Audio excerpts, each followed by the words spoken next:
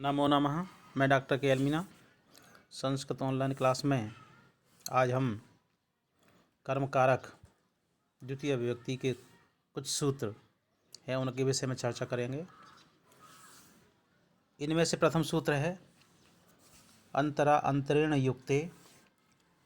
अंतरा और अंतरेण के योग में कर्मकारक द्वितीय विभक्ति का प्रयोग किया जाता है। अंतरा का अर्थ होता है मध्य में और अंतरेण का अर्थ होता है बिना। तो अंतरा और अंतरेण का शब्द का जब प्रयोग किसी वाक्य में किया गया हो तो इनके योग में हम द्वितीय विभक्ति का प्रयोग करते हैं। उदाहरण हैं वो इस प्रकार हैं। अंतरा त्वाम माम हरिहि। यहाँ पर अंतरा शब्द का प्रयोग किया गया है वाक्य में। त्वाम और माम इन दो शब्दों में कर्मकारक का प्रयोग हुआ है, क्योंकि अंतरा शब्द का प्रयोग होने के कारण त्वाम और माम इन दोनों शब्दों में द्वितीय विभक्ति लगी हुई है। अगला उदाहरण है अंतरा ग्रामम नदी प्रवहति। दो गांवों के बीच में नदी बहती है। तो यहाँ पर अंतरा का अर्थ हुआ मध्य में, तो ग्रामम में कर्मकारक का प्रयोग हुआ है अंतरा के योग में। अंतरेण हरिम न सुखम। यह हरिम जो शब्द है उसमें कर्मकारक द्वितीय विभक्ति का प्रयोग हुआ है अंतरेण के योग में। अंतरेण हरिम न सुखम। संस्कृतम अंतरेण न किमपि जानामि। अंतरेण का एक उदाहरण और है ज्ञानम अंतरेण न सुखम। ज्ञान के अंतरेण या ज्ञान के बिना सुख नहीं होता है। तो अंतरेण के योग में ज्ञानम जो शब्द है उसमें द्वितीय विभक्ति का प्रयोग हुआ है। इस प्रकार हम कह सकते हैं कि अंतरा और अंतरेण शब्द का जब वाक्य में प्रयोग हुआ हो तो इन दोनों के योग में कर्मकारक का प्रयोग होता है, द्वितीय विभक्ति लगाई जाती है। अगला सूत्र है कालाध्वनोरत्यंत संयोगे। सूत्र का अर्थ होगा कालवाची और मार्गवाची शब्दों के साथ अत्यंत संयोग होने पर द्वितीय विभक्ति का प्रयोग किया जाता है।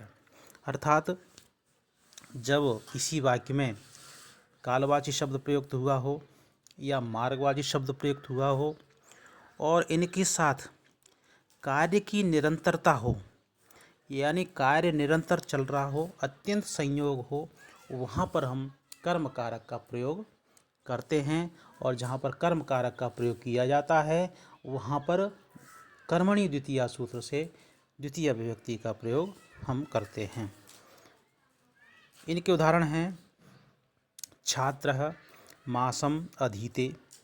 यहाँ पर मासम जो शब्द है उसमें कर्मकारक हुआ है, द्वितीय विभक्ति का प्रयोग हुआ है। इसका कारण है छात्रः मासम अधीते। छात्र महीने भर तक पढ़ता है, तो एक महीने तक उसका कार्य निरंतर हो रहा है। और कालवाची शब्द भी है मास, तो इस प्रकार से मासम में कर्मकारक का प्रयोग होकर के छात्रः मासम अधीते वाक्य बना। छात्रः क्रोशम अधीते। क्रोशम कुटिला नदी। सह मासम अधीते रामायणम। सह सप्ताहम पठिष्यति। वह सप्ताह भर तक पढ़ेगा। तो यहाँ पर सप्ताहम इसमें कर्मकारक हुआ है, द्वितीय विभक्ति हुई है, क्योंकि 7 दिन तक वह पढ़ेगा, कार्य की निरंतरता रहेगी। तो यहाँ पर कालवाची शब्द होने की वजह से यहाँ पर कर्मकारक का प्रयोग हुआ है। यदि कालवाची और मार्गवाची शब्द का प्रयोग हुआ हो परंतु अत्यंत संयोग नहीं हो तो वहाँ पर द्वितीय विभक्ति का प्रयोग नहीं किया जाएगा। द्वितीय विभक्ति का प्रयोग करने के लिए कालवाची शब्द होना चाहिए, मार्गवाची शब्द होना चाहिए, कालवाची अर्थ निकलना चाहिए और मार्गवाची शब्दों का अर्थ निकलना चाहिए। और इसके साथ साथ अत्यंत संयोग होना जरूरी है, कार्य की निरंतरता होना जरूरी है, तो ही कर्मकारक का प्रयोग किया जाता है। इसमें ही द्वितीय विभक्ति का प्रयोग किया जाएगा, अन्यथा द्वितीय विभक्ति का प्रयोग नहीं किया जाता है। अगला जो सूत्र है वह है अभितः परितः समया निकषा हा प्रतियोगे अपि। इस सूत्र का अर्थ होगा अभितः परितः और समया निकषा हा और प्रति, इन शब्दों के योग में द्वितीय विभक्ति का प्रयोग होता है। अर्थात अभितः का अर्थ होता है दोनों ओर, परितः का अर्थ होता है चारों ओर, समया का अर्थ हुआ निकट, निकषा का अर्थ होता है समीप, हा का अर्थ होगा शोक और प्रति का अर्थ होता है और। ये शब्द जब किसी वाक्य में प्रयुक्त हों तो इनके योग में हम कर्म कारक द्वितीय विभक्ति का प्रयोग करते हैं। उदाहरण हैं, अभितः का उदाहरण है ग्रामम अभितः वनम अस्ति। यहाँ पर अभित के योग में ग्रामम शब्द में कर्म कारक का प्रयोग किया गया है।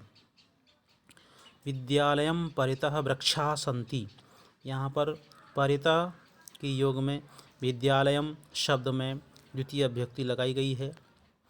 आश्रमम अभितः वृक्षाः सन्ति, ग्रामम परितः उपवनानि सन्ति, लंकां समया सागरः अस्ति, ग्रामं समया पाठशाला अस्ति, रामः रावणं लंकां निकषा हनिष्यति, विद्यालयं निकषा वनम अस्ति।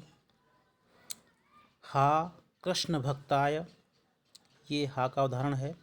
हा दुर्जनम, बुभुक्षितं न प्रतिभाति किंचित, सः नगरं प्रति गच्छति, छात्रः गुरुं प्रति श्रद्धधाति, विद्यालयं प्रति गच्छति।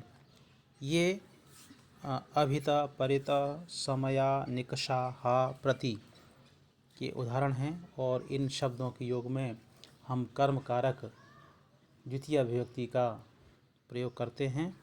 ये शब्द जब वाक्य में प्रयुक्त हों तो ही हम कर्म कारक द्वितीय विभक्ति का प्रयोग करेंगे। धन्यवाद।